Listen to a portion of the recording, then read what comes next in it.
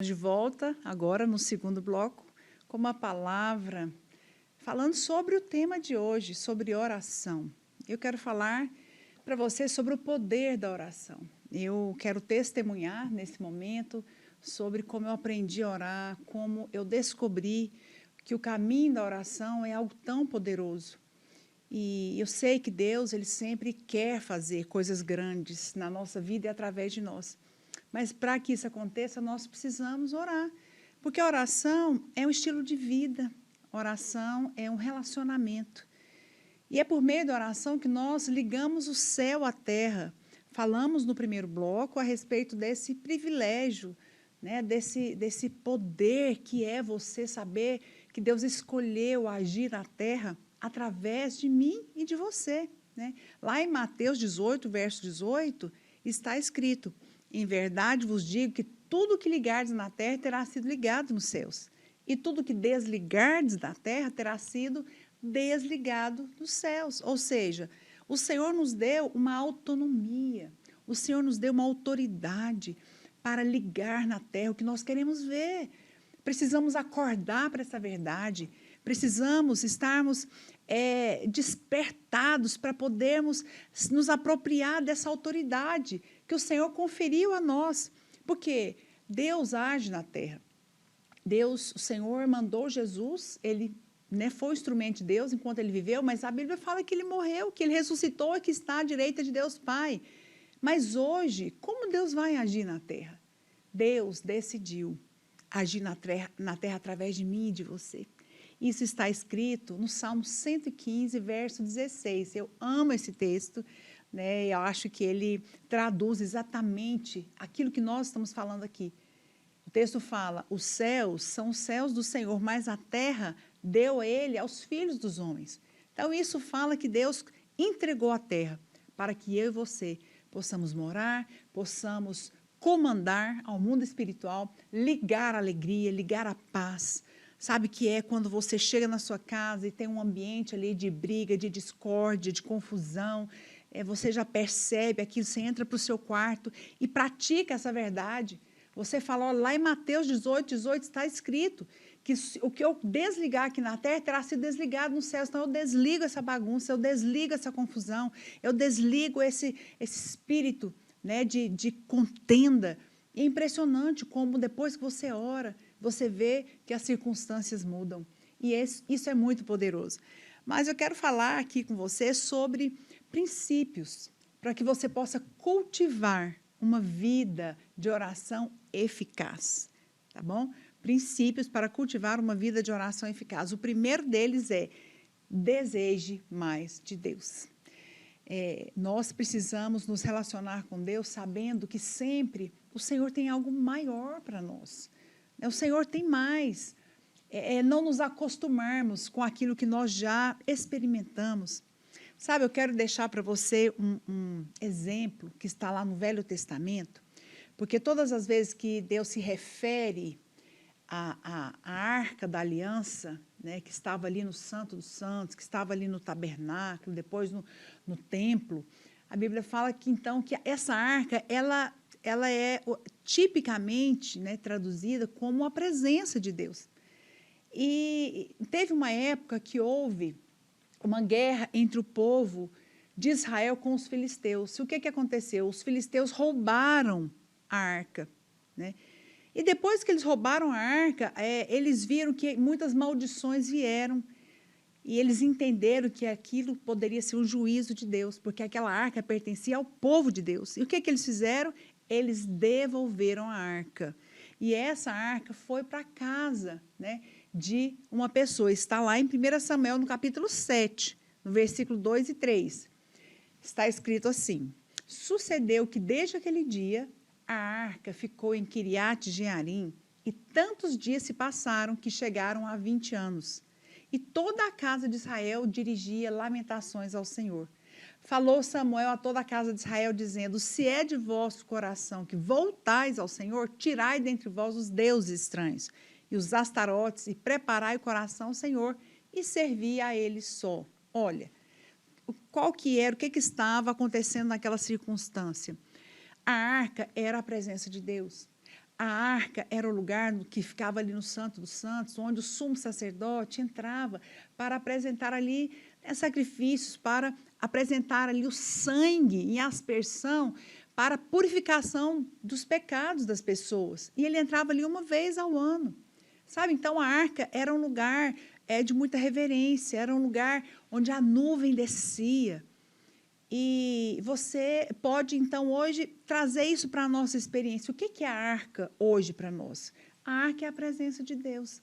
A arca é o lugar da comunhão. Mas, então, aquele povo, a Bíblia fala que já tinha 20 anos, que a arca já tinha sido devolvida, que estava naquele lugar, mas eles não estavam nem aí. Eles estavam ali, né, novamente oferecendo sacrifício a ídolos, eles estavam ali lidando com a presença de Deus de uma maneira muito convencional, sabe, de uma maneira muito trivial. É como se hoje Deus estivesse aqui se manifestando entre nós e a gente tivesse acostumado. Sabe, eu rejeito isso na minha vida. Eu tenho aqui já 30 anos de ministério. Eu já tenho ali mais de 31 anos de casado. E já fiz muitos encontros com Deus, já preguei muitas conferências, né? Nós estamos envolvidos no reino de Deus, já multiplicamos igreja, levantamos pastores, enviamos pastores, mas eu recuso ter uma vida cristã, sabe, mediana. Eu rejeito tudo aquilo que é costume. Eu não quero me acostumar a fazer as coisas. Em cada coisa que eu fizer, eu quero a presença de Deus. Sabe o que é isso? É você rejeitar a religião. É você não acostumar a servir a Deus porque é uma religião, porque é um ritual. Não. Servir a Deus é bom. Orar é algo maravilhoso. Sabe, naquele contexto, Samuel ficou indignado, porque a arca estava ali há 20 anos. E elas não estavam mais se preocupando. A arca ali era somente um móvel. Era somente ali um acessório. Sabe, ele falou, não, então nós vamos promover um jejum, né, para arrependimento. E realmente ele falou, vocês têm que jogar esses deuses fora, porque a arca é a presença de Deus. Então nós definitivamente precisamos rejeitar, sabe, essa familiaridade a ponto de nos acostumarmos. Ah, eu acostumei com a palavra no culto. Ah, não, o pastor vai falar disso de novo, isso eu já sei. Sabe aquela atitude de, às vezes, não receber? Pois eu sento ao lado dos meus pastores há 30 anos, e todas as vezes que eles abrem a boca, eu tenho uma expectativa de que eu vou ouvir Deus através da vida deles. Por quê? Porque eu valorizo a presença de Deus. Então, a primeira atitude, deseje mais, né? Deseje mais. Vá para Deus desejando. Vá para o Senhor falando, sabe? Fala para Ele que você quer. Fala para Ele que você deseja. Davi falou isso no Salmo 27, no versículo, deixa eu ver se eu anotei aqui, se não eu vou tentar achar para você, tá? No Salmo 27, Davi fala assim, uma coisa peço ao Senhor e a buscarei, que eu possa morar na casa do Senhor todos os dias da minha vida. Todos os dias, sabe? Davi era um homem segundo o coração de Deus, mas ele fazia uma oração. Sabe qual que era a oração de Davi? Senhor, uma coisa eu te peço, e eu vou te buscar, que eu possa morar na tua casa todos os dias da minha vida. Então, aqui fala de quê? Que Davi, ele pedia, isso fala de ter sinceridade. Você pode pedir, fala, Senhor, eu quero servir ao Senhor com intensidade. Sabe, quando eu for orar, eu quero que o Senhor fale comigo. Eu faço tanto essa oração. Eu falo, Senhor, eu vou fazer esse jejum, fala comigo. Eu vou ler esse livro, fala comigo nesse livro. Senhor, eu vou para uma reunião de discipulado, fala comigo através da minha pastora. Ou quando eu vou fazer uma reunião que eu vou ministrar, me usa na vida das minhas discípulas. Sabe, se relacionar com Deus pedindo, falando, Senhor, eu quero. A Bíblia fala que Deus não pode negar um coração desejoso. E Davi continua, ele fala, eu vou buscar para que eu possa morar na casa do Senhor. Ele não fala assim, eu vou buscar que eu possa visitar, que eu possa ir de vez em quando, não. Davi fala, Senhor, uma coisa eu te peço e a buscarei, que eu possa morar. Quem mora gasta tempo, né? Com certeza, se você tem uma casa para morar, você dorme lá, né? Passa final de semana lá, almoça, né? Muitos almoçam em casa. Mas casa é lugar de morar. Então, Davi faz essa oração para o Senhor. Senhor, uma coisa eu te peço, eu buscarei que eu possa morar na tua casa todos os dias da minha vida. Não é assim só, não é só ir no domingo no culto, não é ir numa célula, não, é todo dia. Sabe o que é querer mais de Deus? É você ter uma conexão com Deus de 24 horas. É tomar banho. Eu tomo banho orando. Às vezes eu vou dirigindo orando, moro longe do prédio da igreja, às vezes eu vou andar de carro, saio orando, guardando o meu dia, os meus filhos, a obra de Deus, a igreja. Então, orar fala de você gastar tempo, amém? Aplicar tempo na presença de Deus. Olha, oração é como a respiração, amém? Você consegue viver sem respirar? Não. Então, nós não deveríamos conseguir viver sem orar, porque a oração é como a respiração. A oração é um estilo de vida. Sabe, todos os dias, quando Davi fala aquilo, isso fala de uma constância. Não é uma religião, não é uma regra, não é uma imposição, mas é aquele lugar que você tem desejo. Tem uma música, né, hoje nós estamos todos falando de música, que fala assim, há um lugar onde eu quero estar, né? Eu não sei cantar ela melodia, mas ele fala, um lugar onde você gosta de estar, sabe qual que é? Sabe aquele lugar que você gosta de estar, que você chega lá e fala, ai, que delícia. Esse lugar é a presença de Deus. É um lugar que você desfruta, que você não chega com acusação, com culpa, mas que você chega com liberdade, sabe? Abrir seu coração, às vezes até, fala, Senhor, está doendo, né? Eu queria que o Senhor viesse nessa área da minha vida. Por quê? Porque o Senhor ouve. Lá em Jeremias, no capítulo 29, verso 13, fala, buscar-me-eis e me achareis, quando me buscar de todo o vosso coração. Gosto tanto desse versículo, que fala justamente disso. Porque se você buscar, o que vai acontecer? Você vai achar. Porque o Senhor fala, quando você me buscar, você vai me achar, quando você buscar de todo o vosso coração. Então, essa é a primeira atitude para quem quer crescer em oração. Deseje mais de Deus. A segunda atitude é cultivar uma intimidade com o Senhor, com o Espírito Santo. Nós mencionamos aqui, no segundo bloco, sobre dicas, né? Nós finalizamos o segundo bloco com as pastoras falando, não, dá uma dica aí para essa pessoa crescer em oração, para essa pessoa avançar. E muitas dicas foram dadas, e a última dica foi eu que dei e falei, você tem que estabelecer um lugar. Sabe, para você ter uma intimidade com o Espírito Santo, é importante você separar tempo. Sair um pouquinho desse mundo corrido, da sua agenda. Pega seu celular, a sua agenda, coloca lá no cantinho, põe ele no modo avião, silencioso, e fala, agora, né? Meus filhos eram pequenos, eu fazia muito isso. Agora a mamãe vai orar. E às vezes eu colocava um papel na porta do meu escritório. Não interrompa, a mamãe está orando. Porque eles sabiam que quando eu estava orando, não era para me chamar, não era para bater na porta, porque aquela era uma hora tão preciosa, era uma hora tão íntima que Deus estava falando comigo, eu falando com o Senhor. Sabe, então é precioso isso. Nós precisamos parar um pouquinho com o corre-corre, né, da nossa agenda. E por isso também eu quero te dar uma outra dica agora, que eu também pratico.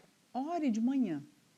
Tudo bem que às vezes você tem pressa, acorda atrasado, tem a sua hora, às vezes é à noite. Eu, particularmente, gosto de orar de manhã, sabe por quê? Porque de manhã a nossa mente está mais tranquila, né? A nossa mente está mais ali livre, né? Para você concentrar, para você buscar. E é justamente isso. Quando eu falei sobre essa dica de ter um lugar, eu usei o texto lá de Êxodo, capítulo 33, verso 7. Eu dei o exemplo de Moisés. A Bíblia fala que Moisés costumava tomar a tenda e armá-la para si fora, bem longe do arraial. Para quê?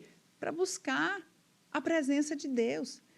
Moisés estava ali cheio de gente, camelo, mulheres, crianças, né? Muito problema. Ele era o líder, mas ele armava uma tenda e ele saía fora do arraial, se separava. Então, às vezes as pessoas falam, não, eu não posso orar assim, porque eu não tenho tempo, eu tenho muita coisa para fazer, minha agenda é muito cheia. Mas qual é a nossa prioridade? Se você coloca o Senhor como primeiro lugar, o Senhor vai honrar você. Moisés também, com certeza, tinha muitas demandas, ele tinha muitos afazeres, mas ele parava tudo, armava sua tenda, longe, bem longe do arraial. Fala de quê? De você se separar para você orar, amém? E isso é muito precioso. Armar uma tenda é sair do tumulto. Eu tenho certeza de uma coisa, o Senhor quer falar com você, amém? E lá em Êxodo 33:9, a Bíblia fala, uma vez dentro, Moisés, da tenda, descia coluna de nuvem e punha-se à porta da tenda, e o Senhor falava com Moisés. Ou seja, Deus só falava com Moisés porque ele ia para a tenda. Então, era lá que ele falava, sabe? Deus quer falar com você, Deus quer te dar estratégias, Deus quer te dar direções, né? Ele quer ensinar você a lidar circunstâncias difíceis no casamento, com seus filhos, na criação, na edificação da igreja. O Senhor quer compartilhar sonhos no seu coração, sabe? Sabe uma coisa que eu pratico muito? Quero testemunhar que isso é muito precioso. Antigamente, eu ia orar e, às vezes, tinha que preparar uma palavra para uma conferência ou para uma reunião de líderes. Eu já pegava a caneta e um papel. E eu morria de rir, porque quando Deus me inspirava, aí era um rabisco, depois eu tinha que ter interpretação da minha própria letra para pensar, gente, o que foi que eu escrevi? Porque na hora eu estava até emocionada, Deus falando comigo. Mas com o passar do tempo, né, com a tecnologia, eu descobri algo mais eficaz. Aí agora eu ligo o gravador. Então, às vezes eu estou orando, adorando o Senhor, eu vou orar por aquela conferência, aí Deus começa a falar. Aí eu começo a gravar. Deus está falando isso, mas às vezes eu falo chorando. Passa aquele tempo de oração, eu vou me escutar, eu morro de rir de mim mesmo. Aí eu estou lá, Deus falou isso, lá, e chorando, aí eu fico rindo de mim mesmo. É muito interessante isso, porque é justamente quando você separa um tempo para orar, Deus fala com você. Deus falava com Moisés. Sabe, tem um texto que eu amo, que é justamente isso que está escrito em Jeremias, capítulo 33, no verso 3. Olha que coisa poderosa. Invoca-me e eu te responderei. Anunciar-te-ei coisas grandes e ocultas que não sabes. Uau! O texto fala, então, invoca. Invoca-me e eu vou te responder. Não é verdade? Por quê? Porque eu vou anunciar coisas grandes e ocultas que você não sabe. Então, quando você invoca o Senhor vai falar com você coisas grandes e ocultas, né? O Senhor vai testemunhar, o Senhor vai colocar planos no seu coração. O Senhor vai te dar estratégias, sabe, para você liderar a sua célula, para você multiplicar a sua célula. O Senhor vai te dar estratégias, né, no seu ministério. Quantos livros eu já escrevi? Eu acho que eu devo ter, se não me engano, 18 livros publicados para a glória de Deus. E todos os livros que eu publiquei foram palavras que eu preguei. Olha, eu acho que eu não tenho nenhum livro que eu falei assim, não, vou lá tirar umas férias, ir para uma praia, escrever. Eu não tenho tempo para isso. Mas os meus livros são frutos de pregações. E pregações que Deus me deu quando eu estava orando. Sabe? E é tão interessante, porque é nesse momento que Deus compartilha sonhos conosco. Lá em Tiago 4, verso 8, também está escrito, olha que versículo poderoso. Chegai-vos a Deus, e Ele se achegará a vós outros. Eu fiquei um pouco intrigada com esse versículo, porque como que eu vou me achegar a Deus, e Deus vai se achegar a mim, sendo que Ele já está dentro de mim? Eu fui orar, falei, Senhor, eu quero revelação desse versículo. Né, que está no Novo Testamento, não fala de um Deus que está longe. Não, a Bíblia fala, chegai-vos a Deus e Ele chegará a vós outros. E eu falei, mas o Espírito Santo já está dentro de mim, como que eu vou me chegar a Ele? E eu fui para o original. E chegar no original é juntar uma coisa a outra. Eu achei tão poderosa a revelação desse texto. Sabe o que acontece quando você se achega a Deus? A Bíblia fala, Ele vai se chegar a vós outros, Ele vai juntar o coração dele com o seu. Sabe o que Deus vai fazer? Ele vai pegar os sonhos, Ele vai pegar os planos, Ele vai pegar os propósitos, Ele vai pegar o encargo dele e colocar no seu coração. Ele vai transferir o amor dele para o seu coração. Você vai amar com o amor dele, você vai liderar, sabe, com a compaixão dele. É isso que vai acontecer, né? Então, é muito interessante você perceber que quando você vai ali para a presença de Deus, Deus vai compartilhar no seu coração. Sabe, isso fala de você manter a chama acesa do seu coração. essa segunda atitude para você cultivar uma vida de oração, que eu estou compartilhando, é justamente você ser intencional na sua oração. Sabe, você aquecer seu coração. Não permita viver uma vida espiritual aquém, sabe, morna, indiferente. Você vem para o culto, você não sente Deus. Eu não dou conta disso. Eu sempre fui uma pessoa muito, muito intensa. Intensa em tudo que eu faço. Sabe, eu vou fazer uma reunião discipulada, eu oro, eu planejo, eu separo tempo.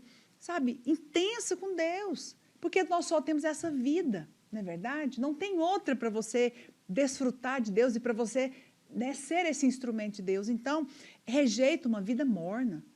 Apocalipse fala que você deve ser quente ou frio, porque o morno ele está a ponto de vomitar. Então, rejeita uma vida indiferente, morna, sabe? Quando foi que Deus falou com você? Quando o seu coração foi aquecido? Né? Nós temos que ter uma palavra de Deus todo dia queimando o nosso coração. E isso é fruto de um coração aquecido. Sabe que em uma das viagens que nós tivemos ali em Jerusalém, algumas vezes que eu estive em Israel, uma delas nós fomos visitar um museu chamado Instituto do Templo.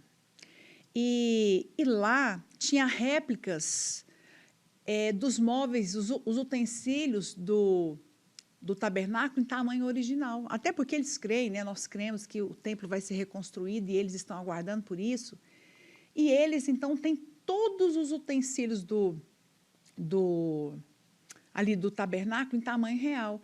E eu vou até pedir para a produção do programa passar para você agora 2 fotos que são réplicas exatamente ali do que tem no tabernáculo, do que tinha, do que eles guardaram. Primeiro, é uma espécie de uma pá. Está conseguindo ver essa pá? Pois é.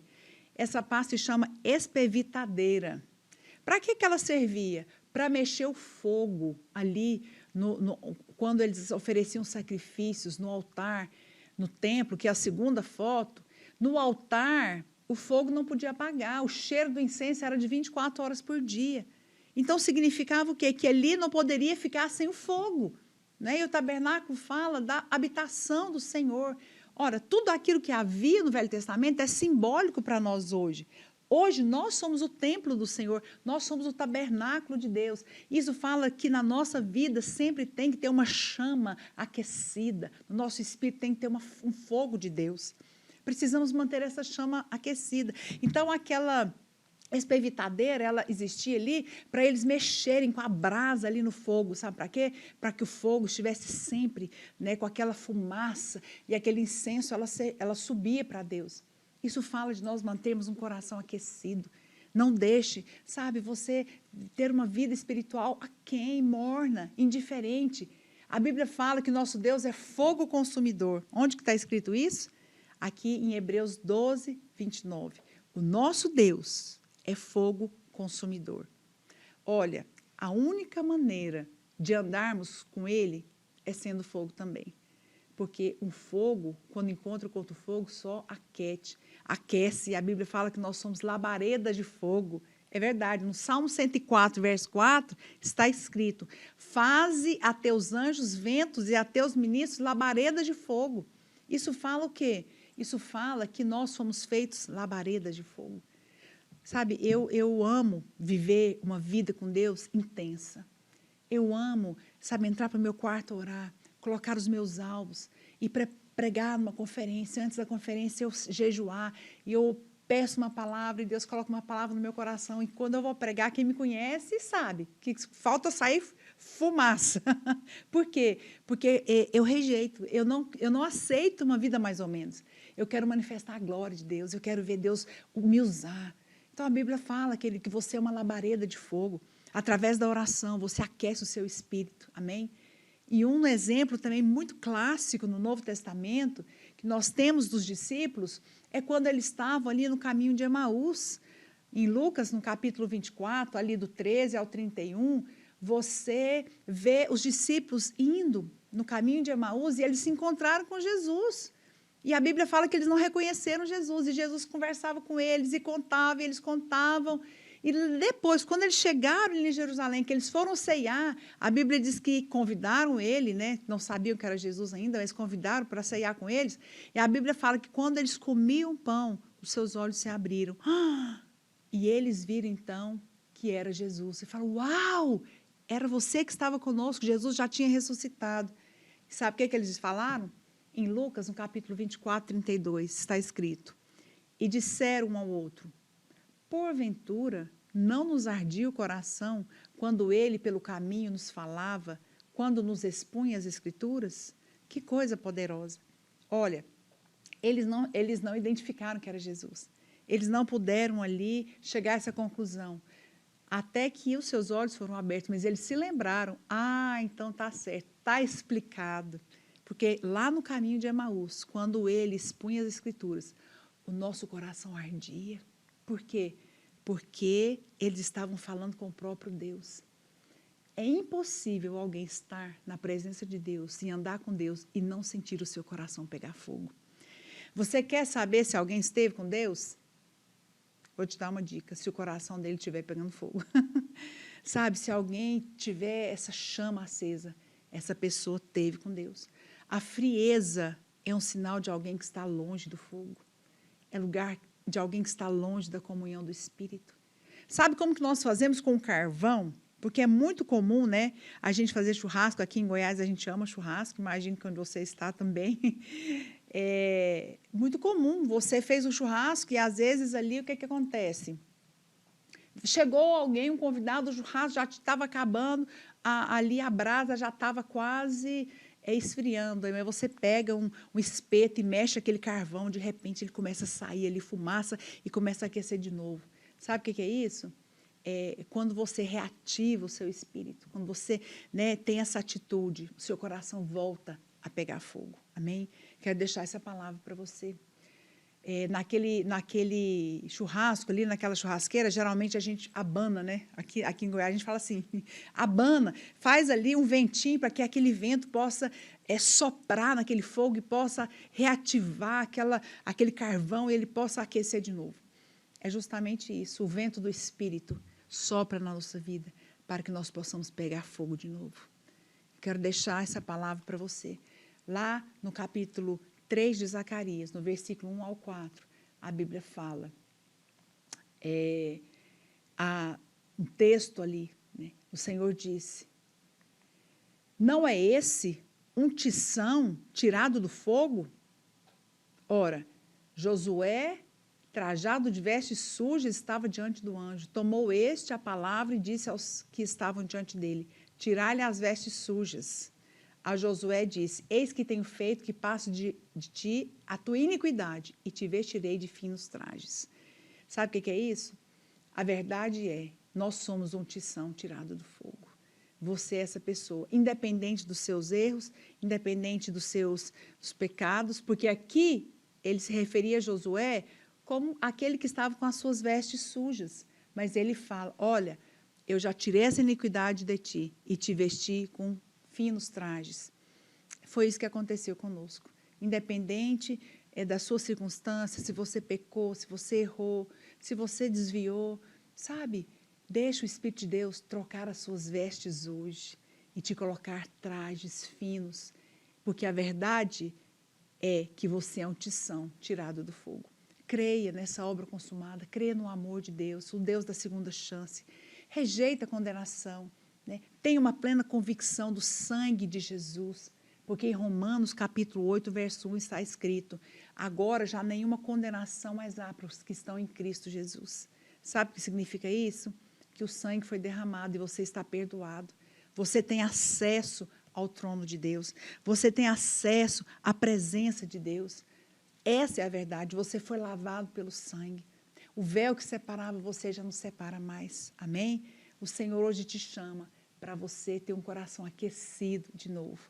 E para finalizar, né, eu gosto muito de florear meus esboços, as minhas palavras com a palavra. Mas para finalizar, em 2 Coríntios capítulo 5, 14 e 15, diz que o amor de Cristo nos constrange, né?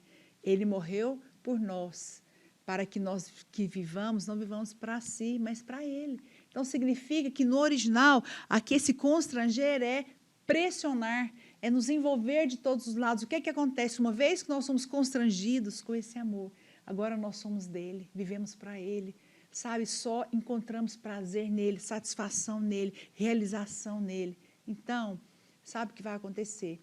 Você não vai mais se preocupar em fazer nenhuma obra, em ter que fazer algo para Deus. Isso vai ser uma consequência. Deixa queimar o amor de Deus no seu coração. Deixa a chama da vida de Deus, do amor de Deus queimar. Deixa o Senhor te constranger, te abraçar de todo lado. Sabe o que vai acontecer? Você vai servir a Deus com esse coração incendiado. Incendiado, né? Eu quero finalizar nessa hora. Quero fazer uma oração por você, para que definitivamente você possa partir depois desse programa, dessa palavra que vai estar aí, né? Postar no canal, vai estar, você pode compartilhar com alguém, até quero te pedir, compartilhe essa palavra com alguém da sua célula, com o seu discipulado, com a igreja, para que todos nós possamos ter o nosso coração incendiado e vivemos coisas grandes que o Senhor tem para nós. Amém? Gostaria de orar com você, se é possível, coloque a mão no seu coração. Amém? Senhor, eu quero te louvar por cada pessoa que está aqui nos ouvindo, nos vendo, e eu quero declarar, Pai, que aquele coração que um dia foi aquecido, aquele coração que ardia de amor pelo Senhor, que estava indiferente, que estava, Senhor, ó Deus amado, frio, eu oro agora para que o teu sopro, para que o vento do teu Espírito sopre onde ela está. Deus, e remova toda indiferença, toda acusação, toda culpa, toda condenação. Eu profetizo um tempo novo, um tempo, ó Deus, de orações respondidas, um tempo de uma vida de oração ativa, Senhor, Deus, de uma vida de oração, ó Deus amado, que dá prazer, que seja realmente um lugar onde eles gostam, que eles desejam estar, que é o lugar da tua presença. Eu libero esta palavra e profetizo, Senhor, um tempo onde o Senhor vai falar com eles, o Senhor vai se revelar a eles e o coração de cada um deles vai arder de amor e vai realmente pegar fogo, porque nós somos labaredas de fogo, porque tu és fogo consumidor. O Senhor nos fizeste labaredas de fogo. Vamos te servir com toda a nossa intensidade, com todo o nosso amor, porque fomos constrangidos pelo teu amor primeiro. O primeiro o Senhor nos amou e por causa desse amor nós podemos amar. Em nome de Jesus. Amém? Quero profetizar isso na sua vida. Uma vida de oração, que realmente move o mundo espiritual, mas que também toca o coração de Deus. Fique então com essa palavra. Tenha uma semana abençoada. Na semana que vem nós voltamos com mais um programa Batom e Bate-Papo.